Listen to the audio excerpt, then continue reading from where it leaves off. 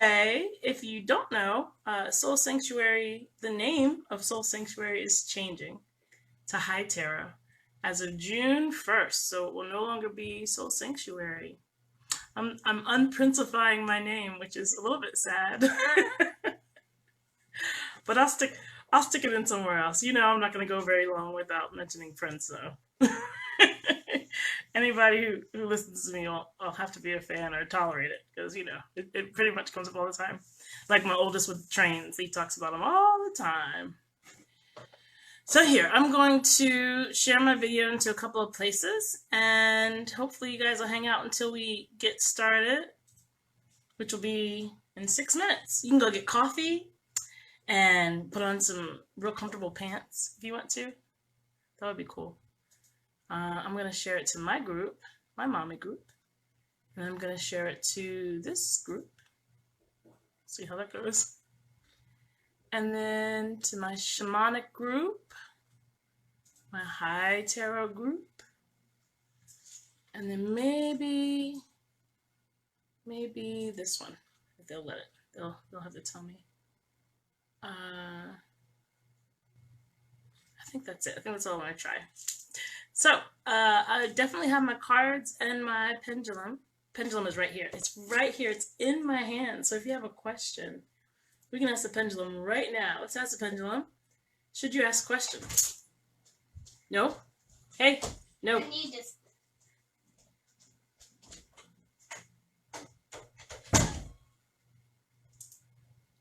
Okay.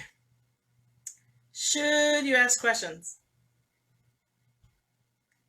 Oh, it's a backwards yes. So I guess if you guys ask questions, they're not going to be favorable answers? That's a weird turn of events. So let's not ask questions right now. Before we ask questions, or we don't have to because, the first part of the show, we're going to talk about what day it is. So if you want to try to calculate the numerology of today, you would add 5 plus 2, because the date, May 2nd, plus 2020, or 2 and 2. So 5 plus 2 plus 2 plus 2, which is like 5 plus 6, is 11. And then you add the 1 plus the 1, and you get 2. So the day is 2, which is the priestess, the high priestess. If you look at the tarot cards, the number 2 in most decks is the high priestess. Here's a picture of her. This actually is Isis, and she is number 2 in this deck. So instead of like digging through and finding her, this is exactly what it looks like. Isn't she pretty? She's the reason why I got that deck, because it's a black Isis and you don't see that much. And so when her blackness showed up, they're like, hey, that's a good deck for me. So I'm really glad I have that one. Anyway, so when we come to the 2 of major arcana, the high priestess is all about intuition. It's about the divine feminine. It's about achieving your goals through that feminine energy. And, the mystics describe the divine feminine or feminine energy as indirect. An easy way to think about it is the feminine energy is like moon, because of all the things we associate with moon energy. And so that, and actually if you look at the picture here of Isis, the biggest thing on this picture besides her is the moon. Do you see? Her wings and her arms are encircling the moon. So the high priestess is really about moon energy. So everything that we think about as the moon, mysterious and far away and controlling emotions and all those things, that's all divine feminine energy. And that's what today is all about. So instead of going directly at something and running at it like a ram, like more masculine energy, you want to do it indirectly, softly. Instead of trying to control the situation, control the things in the situation that you care about, and you'll have more success. So it says that today is about the high priestess. It's one of the reasons why I wanted to get on, because I've been missing doing Soul Sanctuary, and when I didn't do it, I felt like bad, because I have the same ability to do it now as I did when I was in the studio. Remember, because I started doing it on video, and all you guys, I got a lot of good responses. So we're just going to do Soul Sanctuary here until we can do it back at the studio. Hopefully, I didn't actually clean my room before I got on, so hopefully it's not It's not too messy. But we're talking about the 48 laws of power. So let me talk to you about why I wanted to talk about the 48 laws of power. um, we have this unique situation that's going on in the world, and I am learning so much about so many of the people that I pay attention to and how they're reacting to this situation. There have been some amazing things that have happened. As a matter of fact, I've fallen in love with listening to D Nice's DJing. It's so fantastic. He plays the best music. And every single time it's on, I'll stop whatever I'm doing and go listen to it because it's so good. And he loves what he does. And I really enjoy watching people in their dharma. And he's doing what he was made to do. It's so beautiful to watch. And people just love it. And the other day, I was watching at the same time as Quincy Jones, which is fantastic. It's like I was doing the same thing Quincy Jones was doing. How cool is that? And then Faith was there. And then one time, John Legend was there. And when Faith was there, he was playing her song. And then she was in the room, and he was like, "Oh, hey, I didn't even know you were there." And he was just playing her song because she's great, and she happened to be there. It was so awesome, really cool. So that's been fun. And then yesterday, Brandy was on IG, and she was like doing some kind of an interview, and it was so cool. I got to see Brandy doing something neat I've never seen her do before, and her daughter was like helping her out, and her daughter was like pushing her mom out of the way and stuff. Like she's like a regular person. It was so cool to see that vulnerability and stuff. Anyway, I've had some really cool things happen since we've been home, and I just got done rebraiding my hair, so I have these really huge rope-like braids. I don't think they're gonna last very long, so I'm gonna enjoy them while I have them. Uh, I got off track. We were talking about why I got into the 48 laws of power. And the reason is because since we've been home, I go back and check with my regular conspiracy theorists that I like to listen to. And one of the problems is that instead of giving me information that we could actually use in a time when everybody's like really feeling insecure and would like something to kind of sink their teeth into, like every one of the conspiracy theorist dudes that I follow, they're all dudes, and they all are so busy like self-fillating that they're not doing anything else.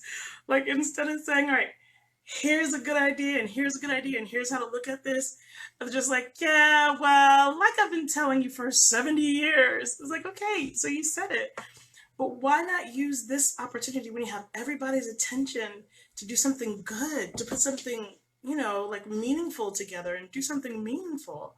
And they're so proud of themselves and they're so busy swinging from their own nuts that they can't get anything else done. And I was like, gross. That's really gross. I'm gonna like stop watching these people and go find whoever's grounded enough to get to the information now and get over themselves enough to get on with it. And I was thinking about what is that? What is that thing that I'm running away from? And I deduced, and actually, one of the people I listened to was mentioning the 48 Laws of Power, and I was like, 48 Laws of Power, I've heard of that, but I never remember reading them. And I was like, that's what it is. It's like an abuse of power. You have everybody's attention. It's kind of bait and switch it. You have everybody's attention. We're all looking at you. We're all looking for direction, and we come to you, and you tell us, I'm fantastic, over and over again. I was like, all right, you're cool, but like, what do you have to say? I just wanted to say how great I am. I'm like, yeah, we heard you. What's next? And there's no next, and it's really frustrating. So I was trying to figure out what is the commonality between these people. And I think that what it is that they all were unable to deal with this influx of power. And you know what's funny? A couple of companies are going through that at the same time, right? Like Zoom, how Zoom went down because all of a sudden the whole world was on Zoom and it wasn't built to handle everybody. And so it started to break at the seams. The foundation was rocked, right? So that's like a really physical manifestation of what I'm saying was happening with these people. Like here, they have all this attention, they have the clout that they've been chasing for however many years they've been doing this shit. And they can't handle it. So I was like, well, what would it look like if they could handle it? What would it look like if this was done well?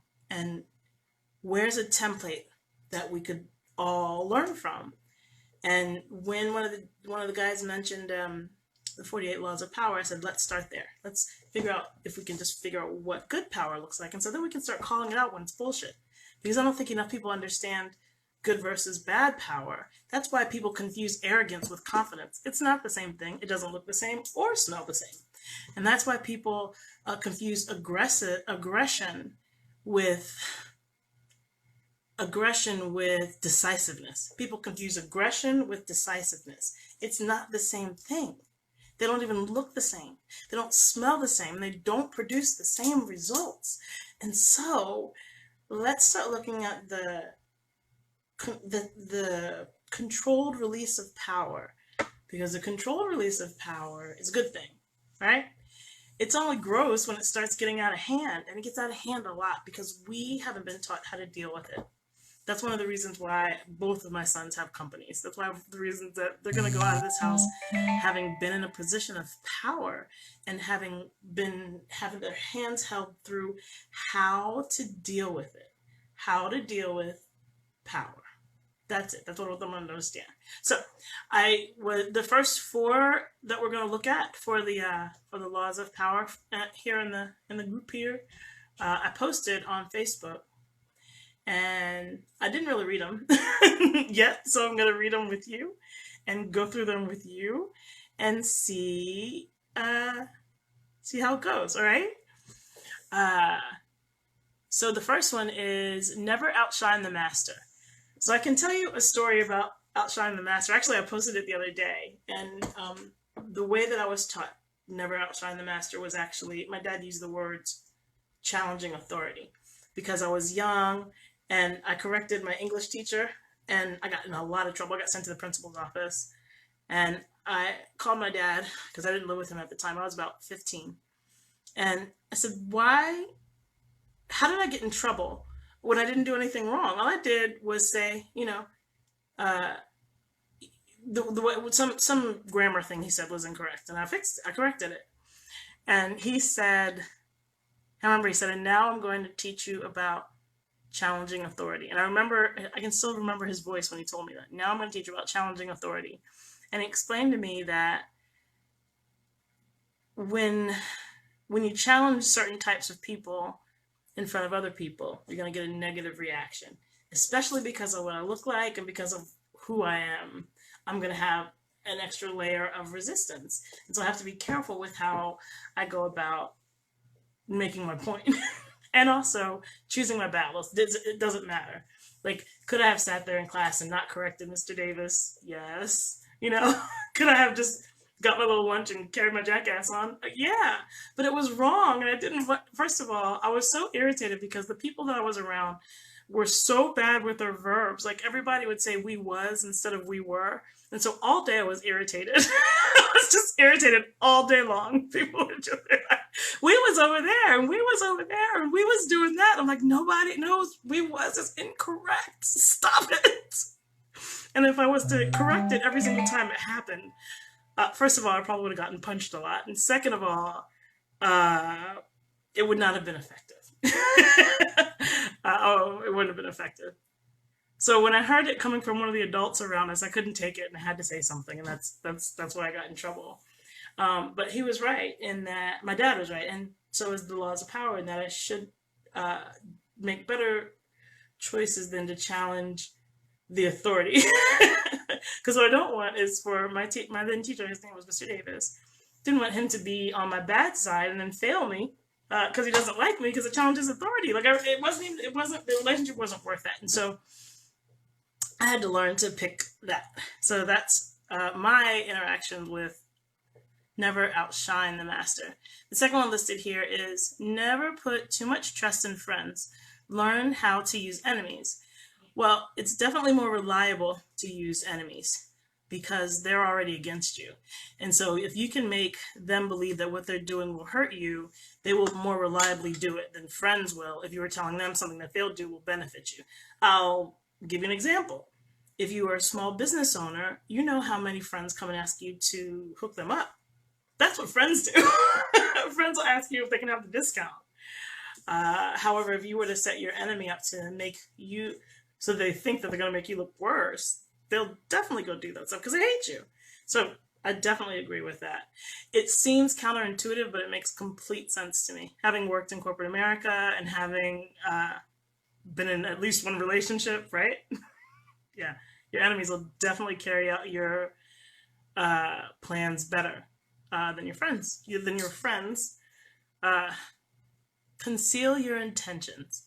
Conceal your intentions. So that's probably a great piece of advice. I'm not good at that. I'm not good at that at all. I'm real because I don't like playing. Like I did back when I was in my 20s maybe. But playing, I don't want to play any games. I want you to understand exactly where I'm coming from so that we can go in the same direction or not go in the same direction.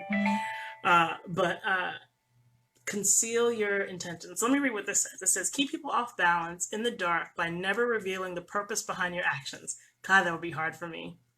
If they have no clue what you're up to, they cannot prepare a defense. That's true. Guide them far enough down the wrong path, envelop them in enough smoke, and by the time they realize your intentions, it'll be too late. That's fantastic advice. I have no energy for that.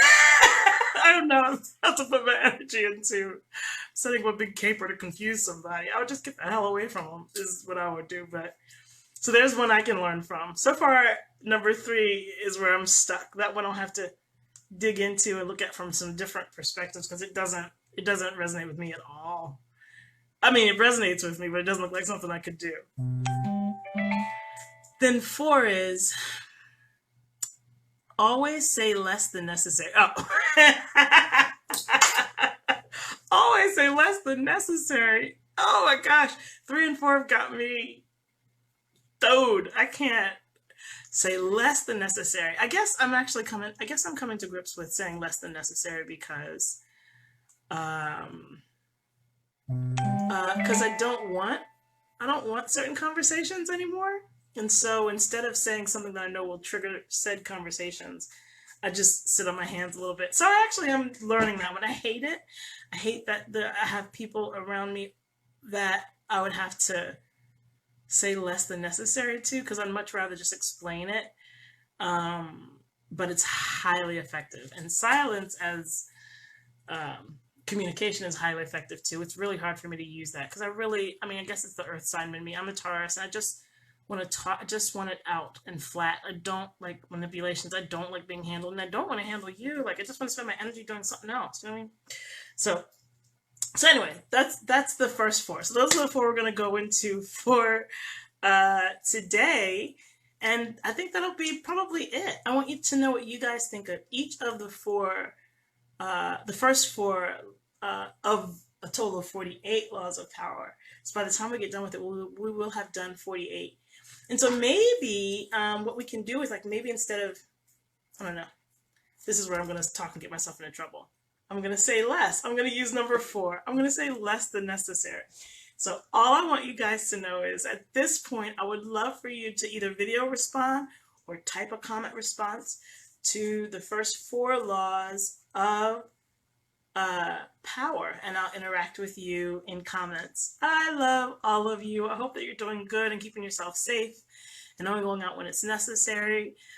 If you need to reach out, please do. If you want a tarot reading, go to hightarot.com. Remember, this show's name will be High Tarot as of June 1st. That's a Monday, I think. Anyway, as of June 1st, Soul Sanctuary will be High Tarot. And that's the name that I go by on IG and Twitter and Facebook and everything. It's all High Tarot. So that's where you can find me. Hi, Sandy. Thank you, everybody who joined me. I appreciate your time. I know you could be doing anything else this Saturday morning. I'm so glad you spent it with me. I love you all. Please do something sweet for somebody today. I promise it'll make you feel better. Bye.